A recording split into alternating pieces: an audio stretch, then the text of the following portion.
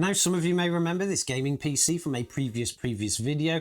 I paid just £25 for this in a more like desktop based format. It wasn't really advertised as any kind of gaming PC, and to my surprise, when it arrived, it actually came with a graphics card. Now, the graphics card wasn't working, but all we needed to do was actually just plug it in, and it kind of fired up and gave us a picture. Drivers installed perfectly fine, but then during our testing, we actually noticed that there was some kind of issue with it. The system itself is a very basic model, and it was when it was actually new, but it should have actually been able to play the games that we tested perfectly fine. It just didn't. It was just an absolute stutterfest. So I actually thought, what could we do with this system? And usually what we would do is we'd just max out the platforms and see how far we could take them. But in the case of this one, I thought, why not just, for the most minimum cost that we could, try to get it running as it would have done back then and more or less just fix it. So for those of you that didn't watch the previous video on this system, I'll just have a bit of a recap around what it is. I paid just £25 for this machine as a basic desktop PC with the plan to upgrade it or add a graphics card in, but to my surprise, it actually came with one. But this graphics card was actually unplugged. There may have been some kind of reason for that, but actually plugging it in, the graphics card just fired up and we got a picture, it managed to install the drivers and everything seemed to be going well. But that was until we came to our testing.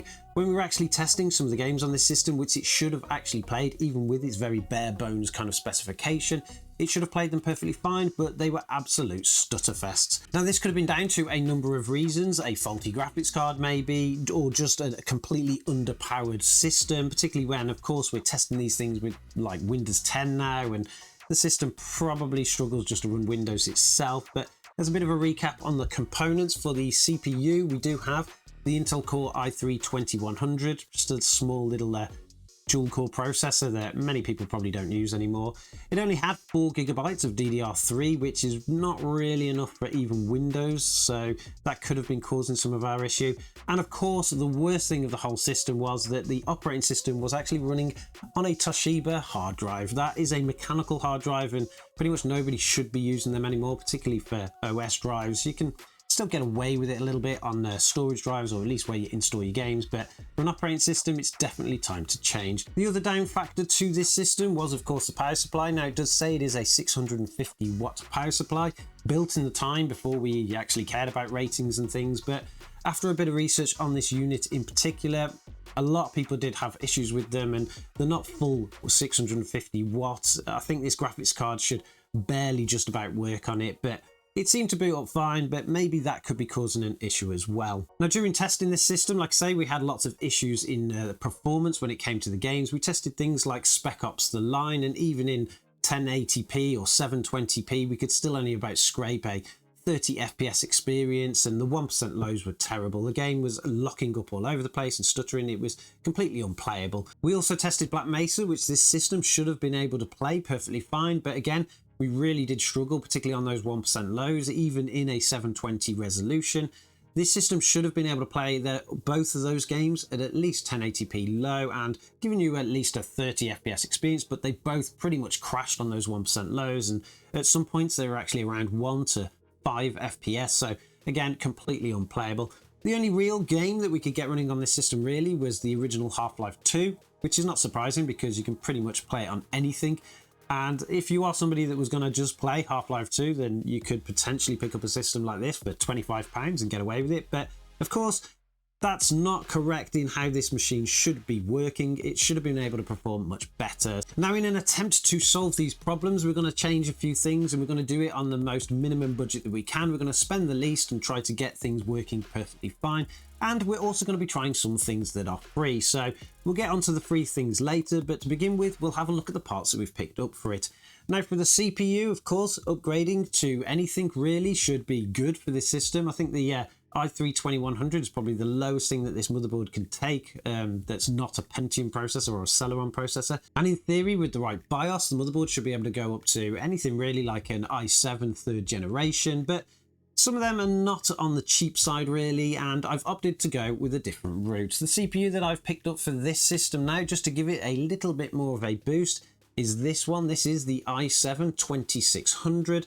You can actually pick these up super cheap nowadays, particularly because they're not the K processors, and they should outperform the i3 massively when it comes to gaming.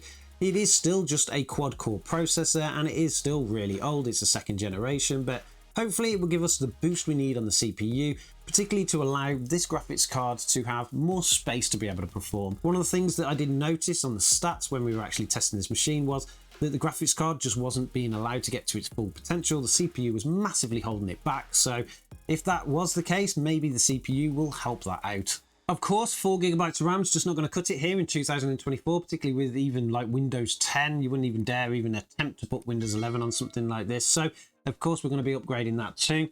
And for that, we're going to just be going to a simple 8GB kit. This is 2 sticks of 4GB. Again, you can pick this up really, really cheap. And the price of the parts that we've got today, we will go through, but it's not expensive at all, particularly if you're going for 4GB sticks. If you are looking for 8GB ones, they generally are a little bit more expensive, but I think 8GB overall on this system is going to be perfectly fine and going to give it that boost that it really needs. Now, the next thing is probably the first thing that anybody should ever do with a system like this, particularly if you are running something like a mechanical drive, and that is, of course, installing an SSD. And for that, we've picked up a very cheap, again, 120GB Patriot burst drive. Now, these again are super cheap and you really don't need much at all. You can go for a much bigger drive and just swap the hard drive out completely. But for those of you that are on super tight budgets and don't really want to spend a lot, and let's be honest here, spending a lot on a system like this is definitely not worth it. You're not going to be playing the latest games regardless of whatever you do to it. So if we can just help speed up the system, particularly in terms of loading times and your OS operational speeds and things like that, you're going to be in for a bit of a win anyway.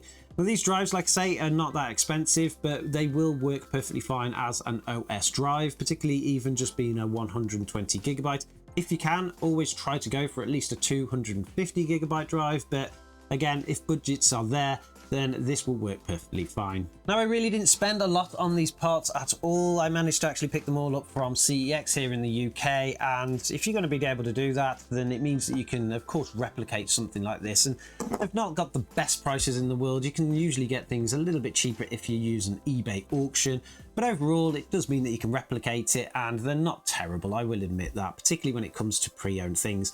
Now, the SSD, I would advise probably going for something new if you really can, but if your budget is so tight, then going secondhand is still going to help your system overall, and it's going to make a world of a difference. But for the CPU, I've managed to get it for £15. It's actually not bad for an i7 processor nowadays. People generally put a premium on i7, and if you go and look on their website, you will notice that happens even on there across all of the more modern ones. For the SSD on CEX, it will cost you around £10 for a 120. I actually picked this one because I like Patriot drives. I think they're pretty cool. Although if you were to go and even buy this brand new from Amazon, it would still only cost you about £12. They're very often on offer for that, so you can even pick it up newer for an extra couple of quid. It's definitely worth spending that extra £2 in my opinion. And then for the RAM, it is a little bit random when you go to CEX for this kind of stuff. You don't actually know what RAM you're going to get. They just literally list it as 4GB sticks. I managed to get a nice little pairing here with heat sinks of the Corsair Vengeance LP. It's pretty cool stuff, to be honest. It'll keep it nice and cool, and you can pick these up for just £1 a stick. It is 1600 megahertz, but I don't think that's really going to make much of a difference on a system like this. I don't think the motherboard really supports up to that. I'm pretty sure when I looked in the BIOS before, it does say the limitations are much lower than that, but we'll see as we install it and we'll see how things perform.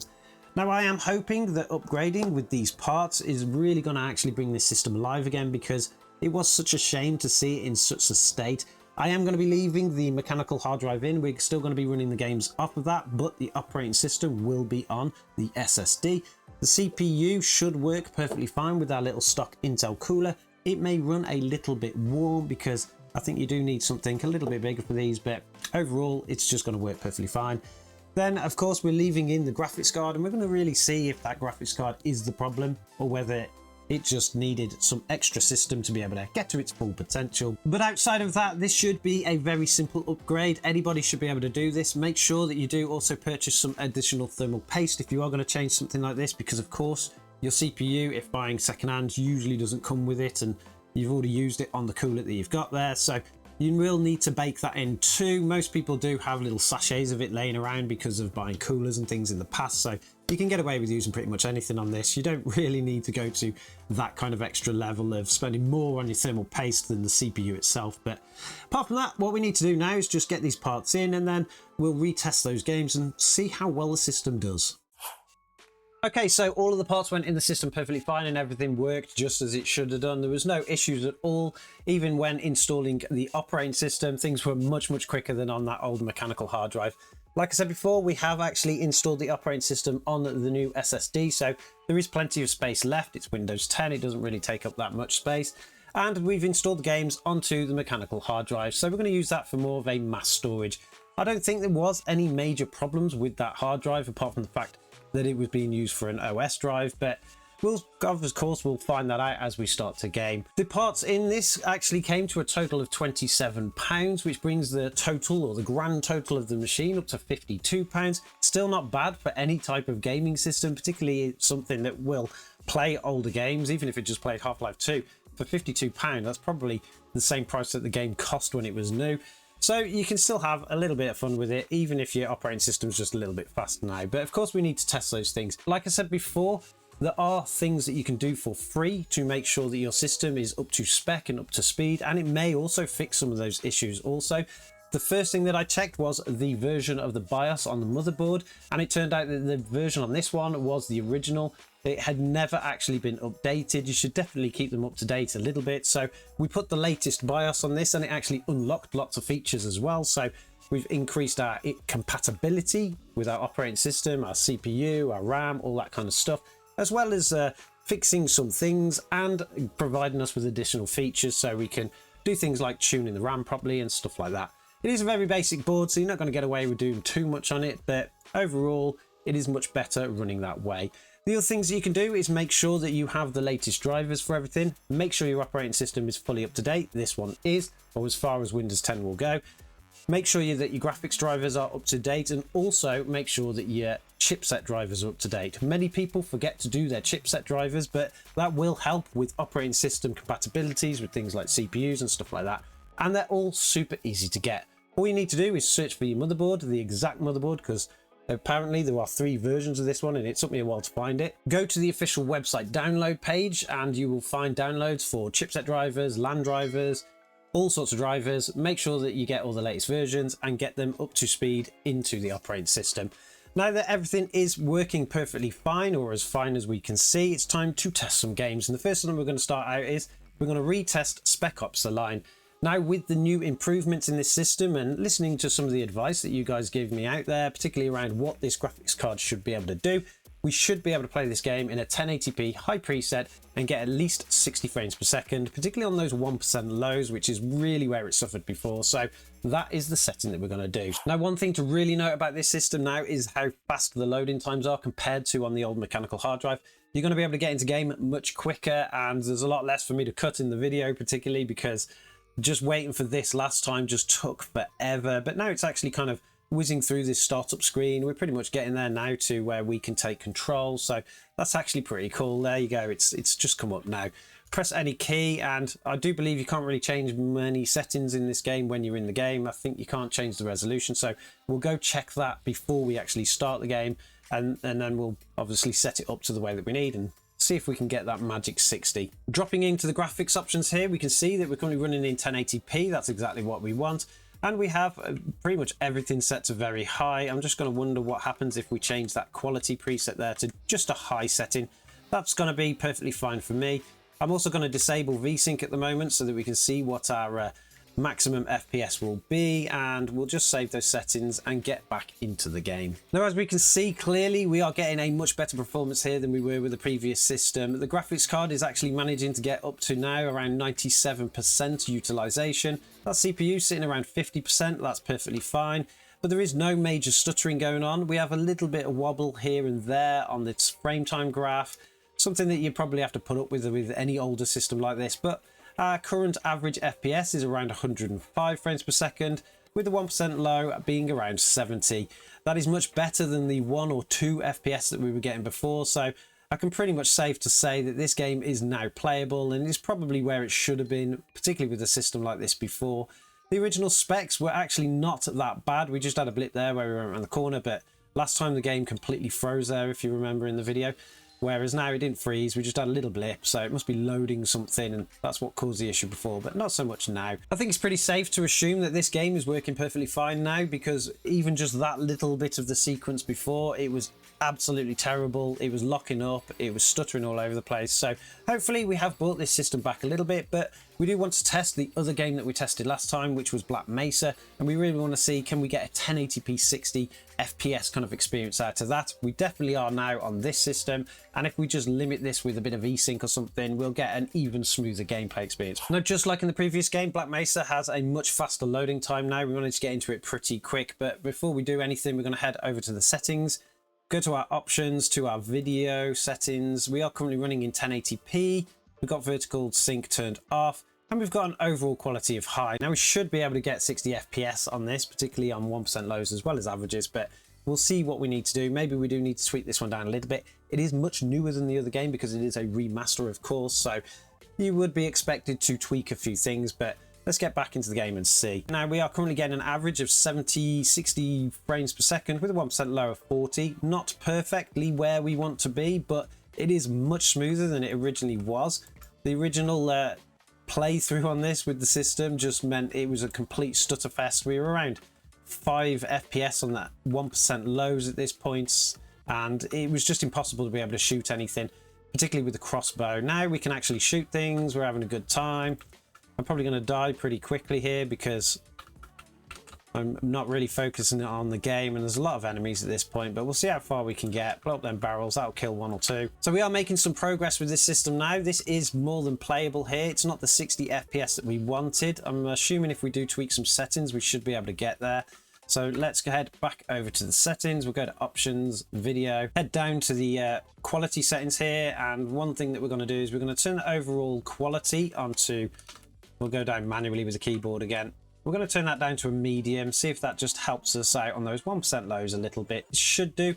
Game is frozen up a little bit. It normally does this when you're playing this game, but it's starting to load again now. It has to kind of reload the whole level again, really, which is a bit annoying. Let's reset some stats, see what we're currently getting. So that has made a huge difference there to the, particularly the averages. We're now currently running at an average of around 95 frames per second with a 1% low of around 37. Still much, much better than the original system setup. And those averages on the 1% lows are increasing now. So it's just probably as the game was loading in. We're currently getting a 1% low of around 49, 50, something like that. It means the game is much, much smoother. And to be honest, it doesn't really look that much different than the high preset. It looks pretty much the same as it did. And if you are somebody that played the original Half-Life, you know it really does look much better anyway. This is pretty much how this system should have performed in the first place. I expected these kind of results, so clearly something we've done to this system has now fixed it. Maybe it is the RAM, maybe it's the combination of things, maybe it is that mechanical hard drive. It was pretty terrible, to be honest. The power supply was one of my biggest worries on this system, particularly with the feedback that I'd seen from people doing a bit of research and seeing how poorly they perform. Apparently they do like to stop working randomly, but this one's been in here for this long and it seems to keep going, so we're not really going to change that at the moment. The system is, though, getting a little bit more warmer than the original did. We've currently got around 65 degrees on the CPU. It's not terrible. Of course, it can perfectly game at that kind of level. It's not really going to make much of a difference, but this little fan here does make one hell of a noise. And we have disconnected the case fans as well to keep the noise down. Maybe at some point we'll actually go through, upgrade the cooling on it, see if we can get it nice and silent again. But for now, it's working perfectly fine. And we want to test another game because now that we know these work, let's try something a little bit more demanding that this system should have only just about been able to play previously, but it actually couldn't. Now, this game is Strange Brigade, and there is a reason that I chose this one. I tried to test it in the last one. We didn't show it on camera, but the reason was because the minimum requirements for this game were actually the original specifications of this system. An i3 2100, 4GB of RAM, and the Radeon HD 7870, 2GB, but it just really wouldn't play. You could actually get into game after waiting half an hour for everything to load, but then it was so stuttery you just couldn't get any kind of clean picture out of it. Now we've managed to load the game this time, but I'm not sure what settings there are, so we are of course doing much better than we should be, and I'm hoping that we can get another 60 FPS experience here, but First thing we'll do is we'll head over to the settings and we'll see what we've got configured. Under the options here and under display, we can see that we are running in 1080p. If we just go down a little bit here, we've got a graphics detail of custom. I'm not sure what that actually means, but we'll go to customization. Texture detail at the moment is on medium. Shadow detail is on low. Pretty much everything else is on low. We've got no motion blur, which is great. We've got no ambient occlusion, which is great, and everything else is pretty much turned off. I don't want to push this up any higher because noticing the stats in the corner there, I don't think it's going to cope much higher. But that's okay because it was the minimum specs and you expect the game to run at a lower setting. We'll just go back here. There's nothing really else turned on. Although we've got use async compute. I'm not really sure what that means, but async is turned off. So let's get back into game and see what kind of performance we get. Now, while in game, in this little bit of the game here where there's not much happening, graphics quality seems to look fine. It looks much better than the other games. You would expect that for a newer game. And we are currently getting an average of around 58 frames per second with a 1% low of 52. That's not too bad. It means it's more than playable, although there is some visual stuttering here on the screen as we turn things really, really quickly. Just run around a little bit. We'll see how far we can look out there. 1% lows are looking perfectly fine at 48 FPS. Will provide a pretty reasonably good, smooth experience here. I'm not really sure what we're supposed to do here. So we're supposed to charge this thing. So we'll use some powers, we'll charge it up, and then apparently we can move it as well. So we'll move it over there. As you can see, this game's got a lot more kind of visual effects with the lighting, shadowing, stuff like that. Even on low settings, it looks pretty good, to be honest. And we'll head over here. A little bit of a cut sequence here. One other thing to note, when this game is loading, the system does go crazy and it starts to squeal. It's probably the power supply, to be honest. Let's try and kill some bad guys. We've got lots of bad guys on the screen now. So that's really going to test how well this performs. I haven't played this game for so long that I'm not really sure what we're doing, to be honest, but we'll start killing things, see what we can get going on. Everything seems to be moving perfectly fine on the screen here. There's no major stuttering anywhere. We are currently getting an average of 60 FPS with a 1% low of 48, even with all these enemies on the screen. So I think it's pretty much safe to say that even this game is playable now on this system, which is actually great because this is actually a fantastic game to play.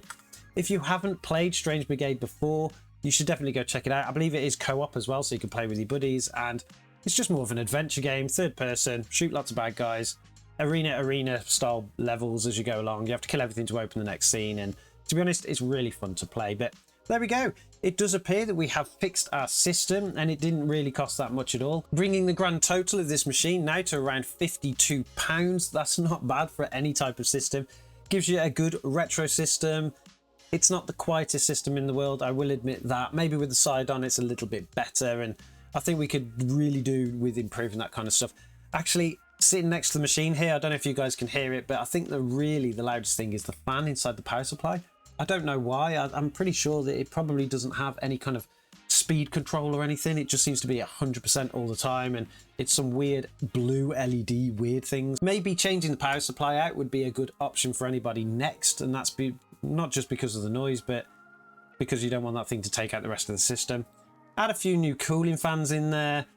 Change that stock Intel cooler for something nice and cheap but quiet, and I think you got a pretty decent system on the go. But anyway, let me know in the comments below what you think of this system. Do any of you out there have a system this old still and running something like an i7 2600, 8GB of RAM? Is anybody out there still running a HD card?